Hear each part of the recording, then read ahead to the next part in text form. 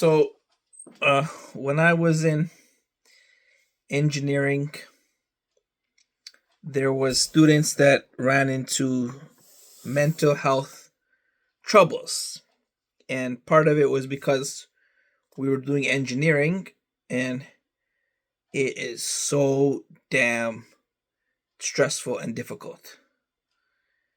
The other part was because we were at UFT, which is ridiculous standards. And what pissed me off was the way they go about education, the entire system, how it goes about education. I was always like, if you give me the material, I can learn it on my own schedule.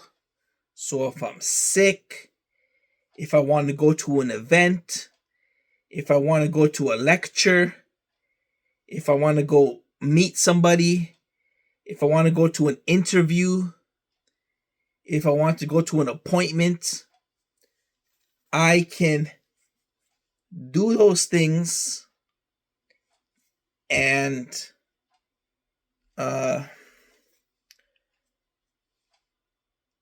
and digest the material on my own time because I have the accountability that I will sit down each day for half an hour to an hour and focus on piece by piece progress to keep up with the pace. And when I had my mental health issues and I got kicked out, and then I came back in doing it part time. So I was doing it part time, which means only one or two classes. And then I really noticed, like, I'm only doing one or two classes and I'm playing soccer and I'm going to the finance club and I'm playing guitar and I'm hanging out. And I said, it was really hard because I had to go to class for only two subjects and I couldn't study the material on my own. And it's not like that everywhere else. In Europe, it's not like that. You get all the information and you just have to pass the exam. Now, I went to speak with the head of engineering, the dean.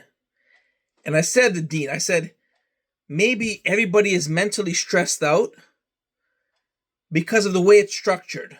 So the way it's structured is you go to class clueless.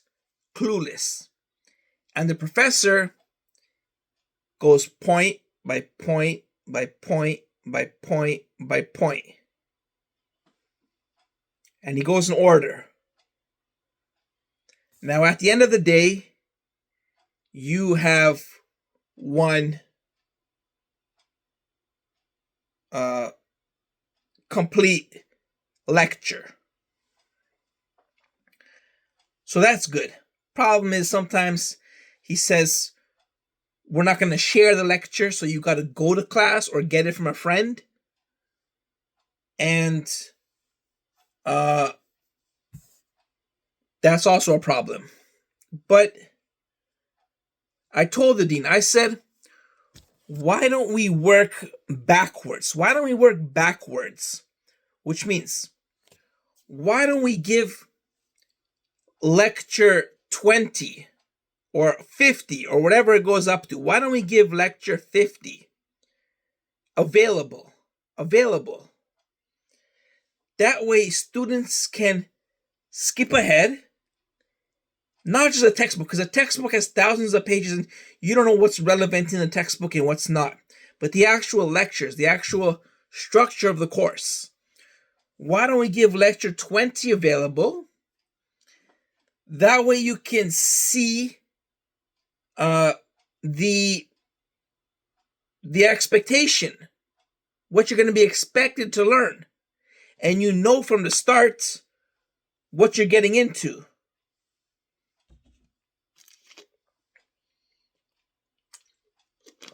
I then said all the problems, all the questions and past exams and all of that stuff, we need the answers to. We need the answers to complete solution given. Why is that? That's not cheating. That is learning. Because once you see a problem and you see how it's solved, and then you can learn to solve it yourself, you've learned something. But if you come across a problem and you don't know how to solve it, and no one's showing you how to solve it, you're not learning, you're just struggling. And for the test, there's infinite possibility of questions for a test. You can even reuse. There's so much material to cover. Like, that's how memorization tests are done. There's so much to memorize. They just pick something and see if you've memorized it. So I said all the data needs to be available. And what the dean told me, he said, I see your point, but that's not proven the way that we should learn. He said he needs students to go step by step and struggle with it and learn piece by piece. And he said, like, they've even tried my way, and it didn't produce results. But I don't think they actually tried it, because how was the engineer made? So engineer is made by knowledge, application, and struggle. So, like,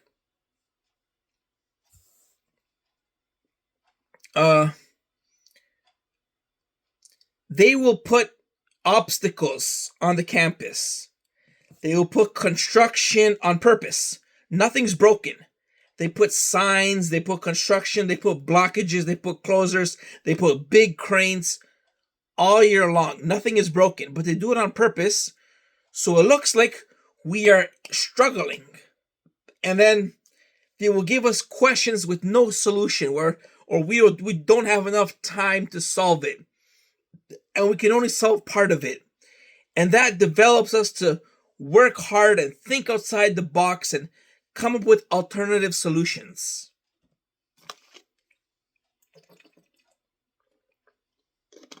And that's good. That's good. That's what engineering is, because everything's unexpected. Everything's unexpected. You got to struggle. You got to learn. You got to think outside the box. You got to think creatively. So it's growing your creativity. However, you also need a blueprint. You don't just make blueprints, but when you're studying, if you're given the blueprints, that's how you learn. Because you can look at the whole blueprint. You can look at the whole blueprint, and then you can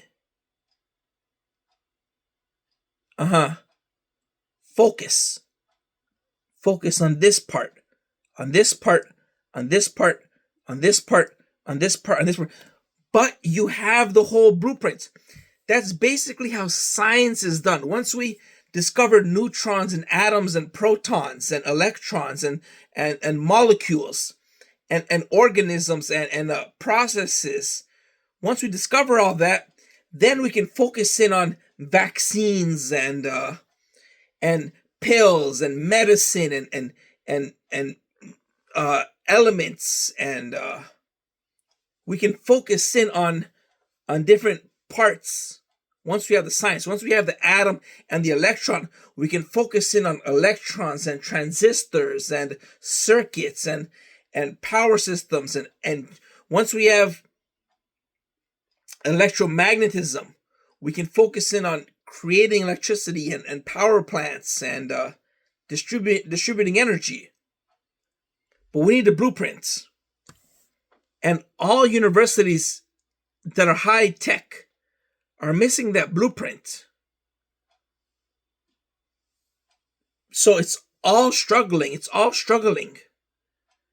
But like, it takes some personal accountability that you're going to see the blueprints and you're actually going to work through the minor details of the blueprints, because they give you regular checkpoints. Test subject 1, test subject 2, test subject 3, midterm. And each test is focused on a different section. So you need to know that section well. So you learn this section, you learn that one, you learn that one, you learn that one. But it's all pieced together in the grand scheme of things, And that's what I did with my YouTube channel and my documents.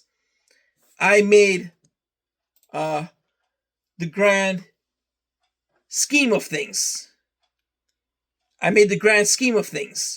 So we can, even for myself, I learn. When I design, I discover and I learn. And then I can focus in on this detail, that detail, that detail, that detail. So I believe that's the way we should structure education. By focusing on the details, but discovering the grand picture.